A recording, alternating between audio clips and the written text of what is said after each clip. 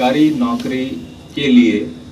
पूर्व चरित्र सत्यापन पुलिस वेरिफिकेशन होना आवश्यक है। 2006 में ये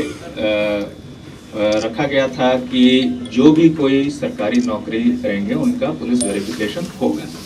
फिर 2020 में जुलाई 2020 में माननीय उच्चतम न्यायालय के सिविल अपील संख्या 18798/2017 अवतार सिंह बनाम भारत संघ एवं अन्य में माननीय उच्चतम न्यायालय द्वारा कई निर्देश दिए गए, जिनके बारे में हमने आपको अपने प्रेस नोट में भी रखा है। आप उस पर जो है पूरा विस्तार से अध्ययन कर सकते हैं। जिसके बाद सामान्य प्रशासन विभाग द्वारा निर्देशित किया गया कि नौकरी में ज्वाइनिंग से पहले ही चरित्र सत्यापन करा लेना आवश्यक है। तो ये जो पुलिस वेरिफिकेशन जो होना है, पूर्व चरित्र सत्यापन, ये ज्वाइनिंग से पहले ही पूर्ण करा लेना है। यानी कि एक टाइम बाउंड मैनर में हमें चरित्र सत्यापन प्रतिवेदन पुलिस को उपलब्ध करा देना है उन अभ्यर्थियों को जो नौकरी के इच्छुक हैं, सरकारी नौकरी के लिए हैं। इसीलिए ये आदेश जो पुलिस मुख्यालय से निर्गत हुआ,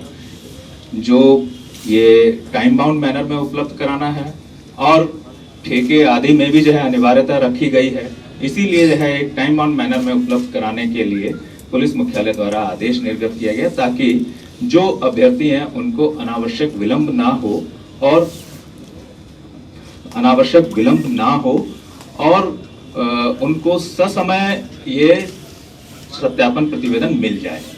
ये इस बारे में मैं और जो है स्पष्ट कर दूं कि हमारे पुलिस मैनुअल में पहले से ही प्रावधान चला आ रहा है कि सत्यापन की क्या प्रक्रिया होगी। जैसे पुलिस हस्तक का नियम है 92, जो नियोजनार्थियों के चरित्र सत्यापन का प्रावधान इसमें रखा गया है कि कैसे किया जाएगा, क्या क्या किया जाएगा। उसी के साथ जो है 1985 में पुलिस ऑर्डर 144 और 145 ये भी जो है समय समय पर निर्गत होते रहे। समय की आवश्यकताओं के साथ साथ जो है इनमें प्रक्रियाओं में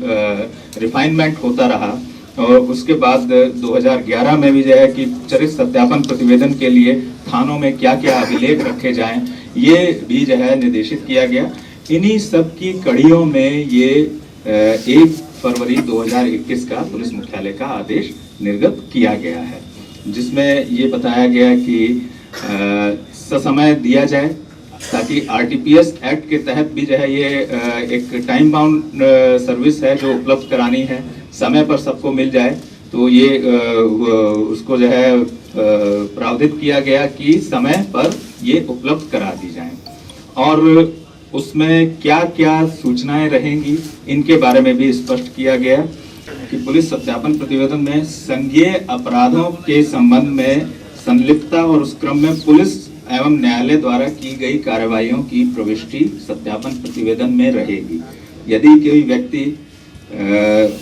किसी संज्ञेय अपराध में प्राथमिकी अभियुक्त है और वो आरोप पत्रित हुआ है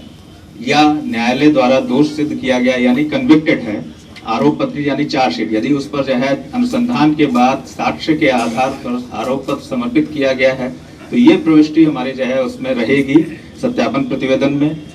कोर्ट द्वारा जो है कोर्ट में उसको जो है कन्विक्ट किया गया है, सजा दी गई है, तो ये प्रविष्टि भी जो है उस हमारे सत्यापन प्रतिवेदन में रहेगी। इसमें यह भी स्पष्ट किया गया है कि यदि किसी संज्ञेय अपराध में, संज्ञेय अपराध यानी कॉग्निजेबल ऑफेंस, जिसमें पुलिस बिना किसी वारंट के व्यक्ति को गिरफ्तार कर सकती है,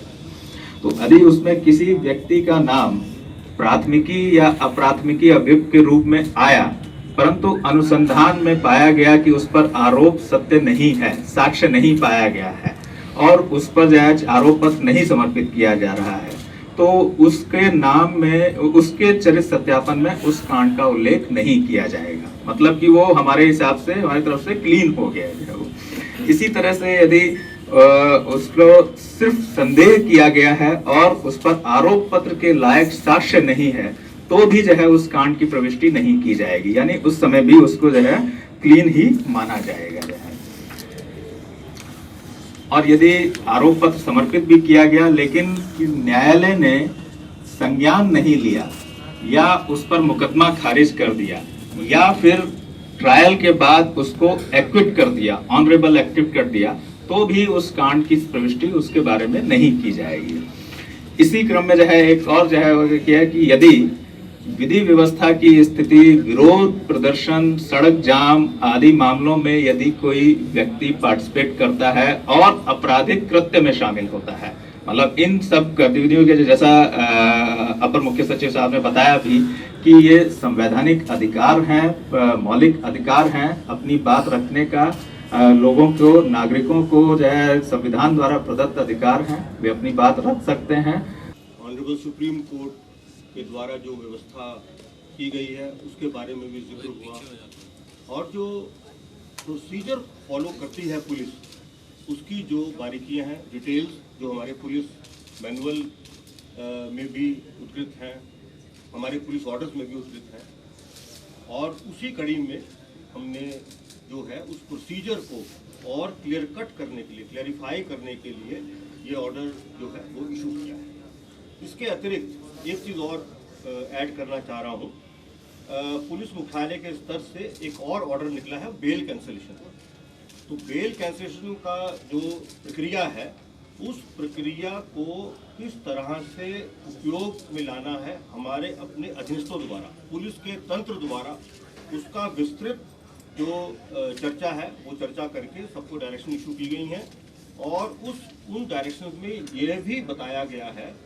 कि किन किन परिस्थितियों में किस किस तरह के